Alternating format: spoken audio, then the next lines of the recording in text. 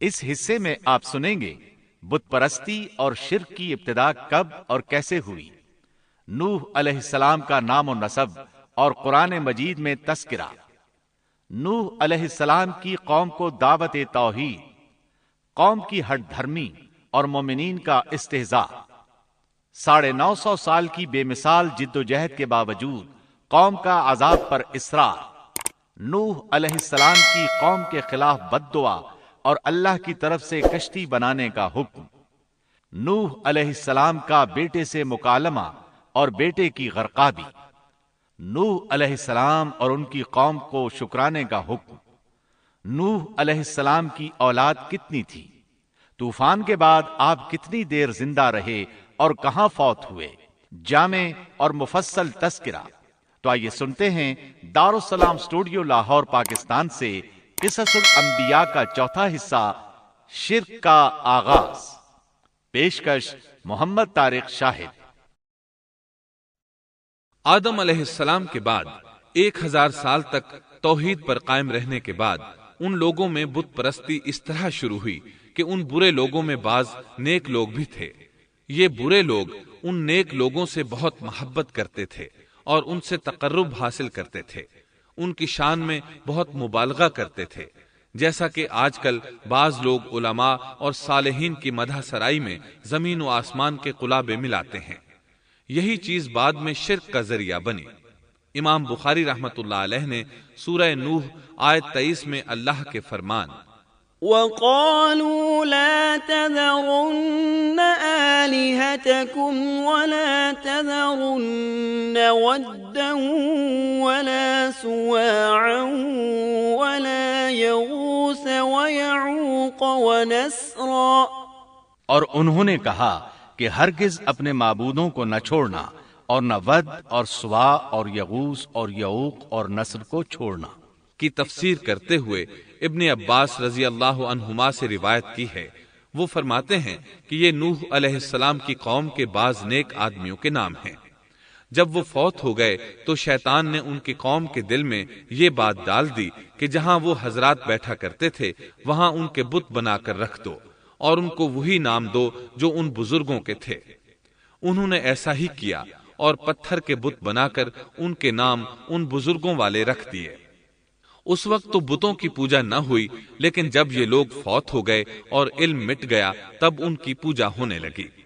ابن عباس رضی اللہ عنہما فرماتے ہیں نوح علیہ السلام کی قوم کے یہی بت بعد میں عرب میں پوجے گئے، اور اللہ تعالی کے فرمان وَقَالُوا لَا تَذَرُنَّ آلِهَتَكُمْ وَلَا تَذَرُنَّ وَدًّا وَلَا سُوَاعًا وَلَا يَغُوثَ وَيَعُوقَ وَنَسْرًا کا یہی مطلب ہے،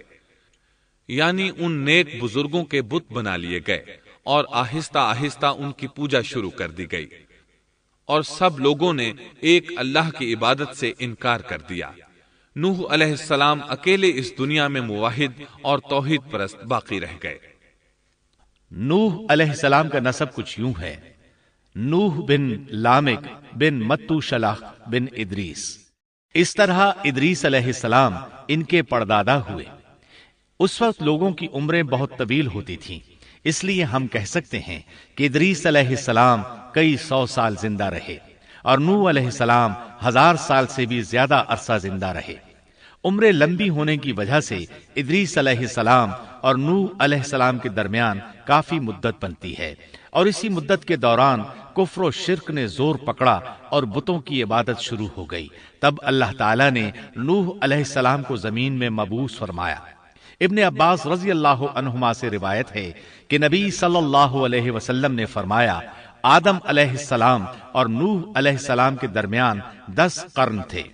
ایک قرن 100 سال کا ہوتا ہے۔ آدم علیہ السلام کے 1000 سال بعد تک لوگ توحید پر قائم رہے، پھر آہستہ آہستہ شیطان نے انہیں شرک کے راستے پر ڈال دیا، شرک عام ہو گیا، ایک اللہ کی عبادت بالکل ختم ہو کر رہ گئی۔ تب اللہ نے نوح علیہ السلام کو مبعوث فرمایا، انہوں نے اللہ کی طرف دعوت دی، انہوں نے بہت مشقت اٹھائی، جیسا کہ سورہ نوح میں اللہ فرماتے ہیں بسم اللہ الرحمن الرحیم الرحيم إنا أرسلنا نوحا إلى قومه أن أنذر قومك من قبل أن يأتيهم عذاب أليم قال يا قوم إني لكم نذير مبين أن اعبدوا الله واتقوه وأطيعون يغفر لكم من ذنوبكم ويؤخركم إلى أجل مسمى إن أجل الله إذا جاء لا يؤخر لو كنتم تعلمون۔ اللہ تعالیٰ بخشش اور رحم کرنے والے کے نام سے شروع کرتا ہوں۔ یقیناً ہم نے نوح کو ان کی قوم کی طرف بھیجا کہ اپنی قوم کو ڈراؤ اور خبردار کر دو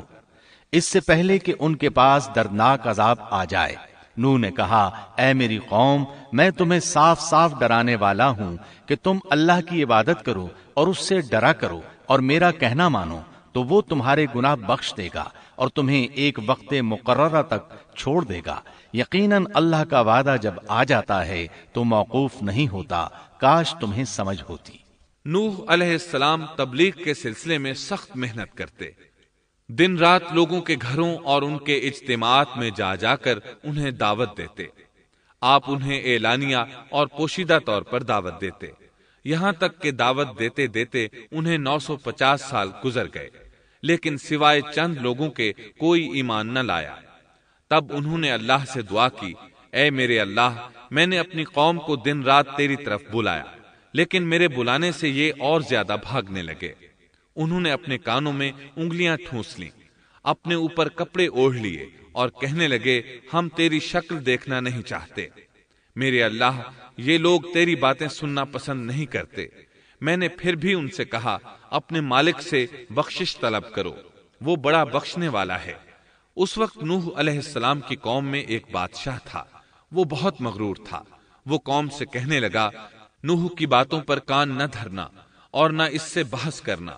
یہ جو کرتا ہے اسے کرنے دو، تم اپنے بتوں کی پوجا پر ڈٹے رہو۔ چنانچہ لوگوں نے نوح علیہ السلام کی باتوں کی طرف سے کان بند کر لیے، اپنے بادشاہ کی بات پر عمل کرنے لگے۔ تب نوح علیہ السلام نے اللہ سے فریاد کی، اے پروردگار، یہ میرا کہنا نہیں مانتے، ان لوگوں کی سنتے ہیں جن کی اولاد اور مال نے انہیں فائدہ تو نہ دیا، الٹا نقصان پہنچایا، اور انہوں نے میرے ساتھ بڑا داؤ کیا، یعنی دوسروں کو میرے درپے کر دیا، خود بھی مجھے ستانے میں کوئی کسر نہ چھوڑی، اور آپس میں ایک دوسرے سے کہنے لگے اپنے دیوتاؤں کو نہ چھوڑنا، نہ ود اور نہ سوا اور نہ یغوث اور نہ یعوق اور نہ نصر کو چھوڑنا۔ ان لوگوں نے بہت سے لوگوں کو گمراہ کر ڈالا، اور پروردگار تو ایسا کر کہ یہ ظالم اور زیادہ گمراہ ہو۔ اس طرح نوح علیہ السلام نے 950 سال دن رات لوگوں کو اللہ کی طرف بلایا، لیکن اتنے طویل عرصہ میں صرف 80 کے قریب لوگ مسلمان ہوئے، اور ان ایمانداروں کی اکثریت فقراء، مساکین، ناتواں اور غلام قسم کے لوگوں پر مشتمل تھی، جن کی معاشرے میں کوئی حیثیت نہیں ہوتی۔ مشکل سے 10 ایماندار ایسے ہوں گے جو شرف و جاہ کے مالک ہوں گے۔ چنانچہ نوح علیہ السلام کے مغرور سرداروں نے جب اس صورتحال کو دیکھا تو اکٹھے ہو کر نوح علیہ السلام کے پاس آئے اور کہنے لگے اے نوح، ہم چاہتے ہیں تیری باتیں سنیں اور لوگوں کو بھی تیری باتیں سننے کی ترغیب دیں اور سب تجھ پر ایمان لے آئیں، لیکن اس سے پہلے ہماری ایک شرط ہے، یہ کہ آپ کے حلقے میں جو یہ ذلیل اور حقیر لوگ آ گئے ہیں انہیں دھکے دے کر اپنے پاس سے نکال دے،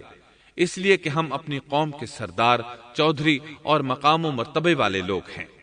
اس لیے ہم ان فقیر لوگوں کے پاس نہیں بیٹھ سکتے۔ اگر آپ انہیں نکال دیتے ہیں تو ہم ایمان لے آئیں گے۔ اللہ تعالیٰ نے نوح علیہ السلام کی قوم کے ان سرداروں کی تردید سورہ ہود آیات 27 تا 31 میں کی ہے۔ اللہ تعالیٰ فرماتے ہیں فقال الملأ الذين كفروا من قومه ما نراك إلا بشرا مثلنا وما نراك اتبعك إلا الذين هم أراذلنا بادي الرأي وما نرى لكم علينا من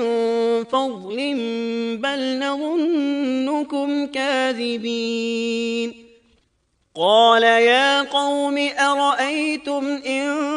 كنت على بينة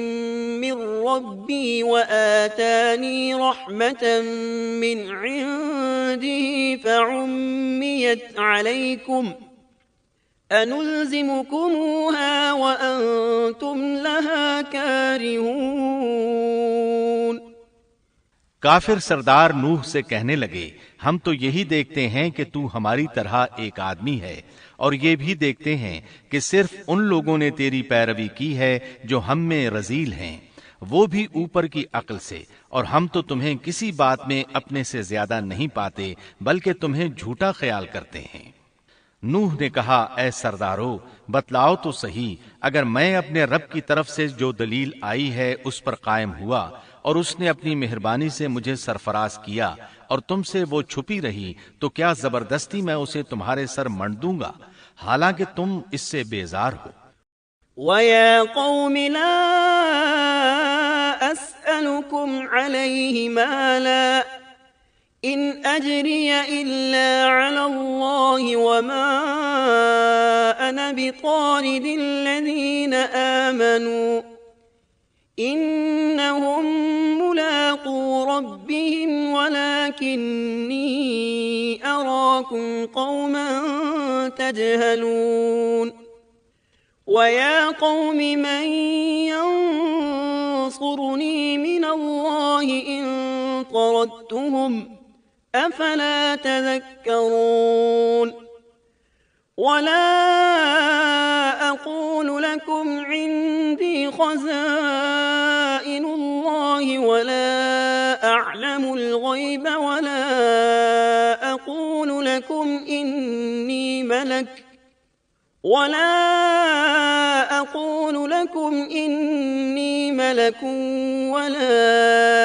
أَقُولُ لِلَّذِينَ تَزْدَرِي أَعْيُنُكُمْ لَن يُؤْتِيَهُمُ اللَّهُ خَيْرًا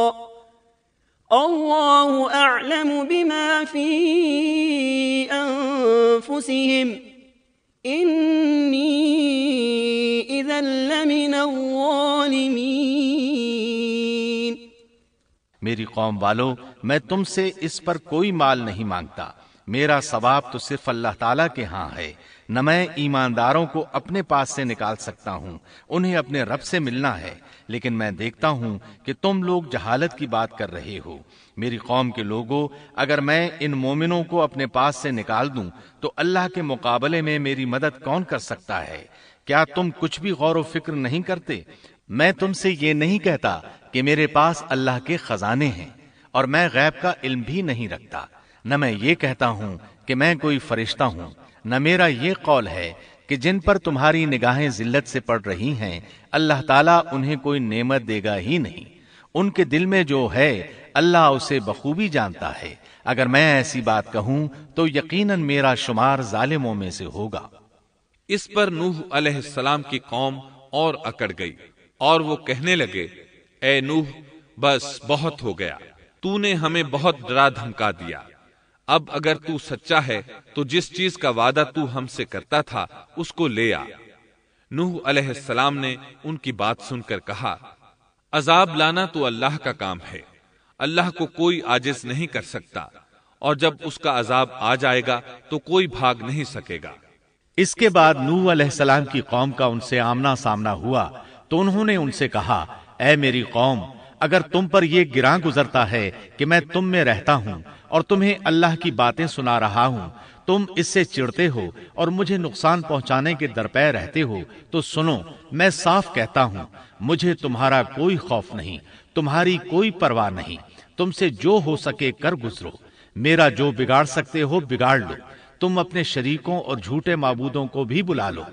اور مل جل کر مشورے کر کے بات کھول کر پوری قوت کے ساتھ مجھ پر حملہ کرو۔ تمہیں قسم ہے تم میرا جو بگاڑ سکتے ہو بگاڑ لو، اس میں کوئی کسر اٹھا نہ رکھو، مجھے بالکل مہلت نہ دو، اچانک مجھے گھیر لو، میں بالکل بے خوف ہوں، اس لیے کہ تمہارے راستے کو میں باطل جانتا ہوں، میں حق پر ہوں، حق کا ساتھی اللہ ہوتا ہے، میرا بھروسہ اسی عظیم ذات پر ہے، مجھے اس کی قدرت کی بڑائی معلوم ہے۔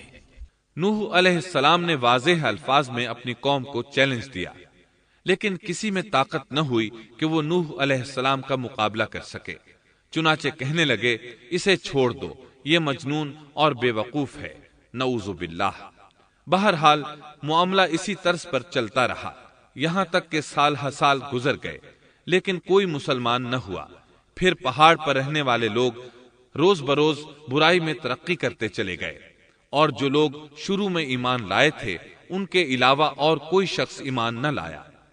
نوح علیہ السلام انہیں مسلسل دعوت دیتے رہے مگر بے اثر، یہاں تک کہ اللہ تعالیٰ نے نوح علیہ السلام کی طرف وحی کی کہ اب کوئی شخص ایمان نہیں لائے گا۔ اللہ تعالیٰ سورہ ہود میں فرماتے ہیں وَأُوحِيَ إِلَى نُوحٍ أَنَّهُ لَن يُؤْمِنَ مِن قَوْمِكَ إِلَّا مَن قَدْ آمَنَ فَلَا تَبْتَئِسْ بِمَا كَانُوا يَفْعَلُونَ۔ نوح کی طرف وحی کی گئی کہ آپ کی قوم میں سے جو ایمان لا چکے ہیں ان کے سوا اور کوئی اب ایمان نہیں لائے گا، پس آپ ان کے کاموں پر غمگین نہ ہوں۔ مطلب یہ تھا کہ آپ غم نہ کریں، اللہ کا حکم اب پورا ہونے والا ہے۔ غور فرمائیں، نوح علیہ السلام کے جذبے کو دیکھیے، مسلسل 950 سال تک دعوت دیتے رہے، لوگ انہیں جھٹلاتے رہے، لیکن پھر بھی ان سے نا امید نہ ہوئے۔ اب جب کہ اللہ کی طرف سے وحی آ گئی کہ ان میں سے اور کوئی ایمان نہیں لائے گا اور کسی میں طاقت نہیں کہ انہیں ہدایت عطا فرمائے، تو نوح علیہ السلام نا امید ہو گئے اور انہوں نے اپنی قوم پر بد دعا کی۔ اس کا ذکر اللہ تعالیٰ نے سورہ نوح آیات 26 تا 28 میں کیا ہے۔ وَقَالَ نُوحٌ رَبِّ لَا تَذَرْ عَلَى الْأَرْضِ مِنَ الْكَافِرِينَ دَيَّارًا إِنَّكَ إِن تَذَرْهُمْ يُضِلُّوا عِبَادَكَ وَلَا يَلِدُوا إِلَّا فَاجِرًا كَفَّارًا رب اغفر لي ولوالدي ولمن دخل بيتي مؤمنا وللمؤمنين والمؤمنات ولا تزد الظالمين إلا تبارا۔ نوح نے کہا اے میرے پروردگار، تو روئے زمین پر کسی کافر کو رہنے سہنے والا نہ چھوڑ، اگر تو انہیں چھوڑے گا تو یہ یقیناً تیرے اور بندوں کو بھی گمراہ کر دیں گے، اور ان کے ہاں جو اولاد ہوگی وہ بھی بدکار ناشکرے ہوں گے۔ اے میرے پروردگار، تو مجھے اور میرے ماں باپ کو اور جو بھی ایماندار ہو کر میرے گھر آئے اور تمام مومن مردوں اور عورتوں کو بخش دے، اور کافروں کو سوائے ہلاکت کے اور کچھ نہ دے۔ اللہ تعالیٰ فرماتے ہیں کہ جب نوح علیہ السلام نے ہمیں مدد کے لیے پکارا تو پھر ہم نے اس کی مدد کی اور اسے ایک بڑی کشتی بنانے کی وحی کی، لیکن نوح علیہ السلام نہیں جانتے تھے کہ وہ اتنی بڑی کشتی کیسے بنائیں، اور نہ ہی وہ بڑھئی تھے کہ اس کام سے واقف ہوتے۔ اس لیے اللہ تعالیٰ نے ان کی طرف یہ وحی کی کہ ہماری آنکھوں کے سامنے اور ہماری وحی کے مطابق ایک کشتی تیار کرو۔ اللہ نے وحی کے ذریعے ان کی رہنمائی کی کہ وہ اس طرح کریں، اور مزید تعلیم کے لیے جبرائیل علیہ السلام کو بھیج دیا۔ وہ انہیں بتلاتے گئے کہ اس طرح کشتی تیار کرو۔ نوح علیہ السلام ایک پہاڑ پر رہتے تھے، ان کے ارد گرد درخت نہیں تھے، نہ پانی تھا، چنانچہ انہوں نے بہت سے درخت اگائے، پھر ان کو کاٹا اور پہاڑ پر بیٹھ کر کشتی تیار کرتے رہے۔ آپ بڑے بڑے تختے بناتے اور لوہا لاتے اور ان سے کیل تیار کرتے، پھر ان کیلوں کو تختوں میں ٹھوکتے، آپس میں ان تختوں کو ملاتے، یہاں تک کہ ایک بہت بڑی مضبوط اور دیو ہیکل کشتی تیار ہو گئی۔ ایک روایت کے مطابق نوح علیہ السلام نے اس کو 100 سال میں تیار کیا۔ یہ تھی وہ کشتی جسے نوح علیہ السلام نے اللہ کی ہدایت کے مطابق تیار کیا تھا۔